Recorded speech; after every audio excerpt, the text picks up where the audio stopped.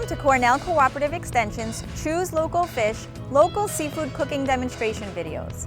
By choosing locally harvested seafood, you can be sure your food is fresh, indigenous, sustainable, and healthy.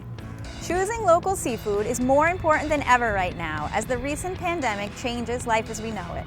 Consumers are being forced to change the way they shop, cook, and eat, making this an opportune time to increase awareness, interest, and demand for locally harvested fish and shellfish as opposed to imported species.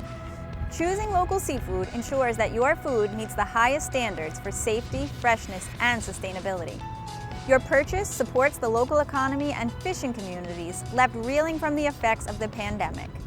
In the following videos, Cornell Cooperative Extension has partnered with Culinary Nutritionist Stefanie Sacks to demonstrate to you how to cook 11 recipes using local seafood. Get ready to explore new, healthy, and simple ways of cooking well-known local fish, and also get adventurous with new flavors and textures of some lesser-known but just as delicious local fish. Let's join Stefanie in the kitchen.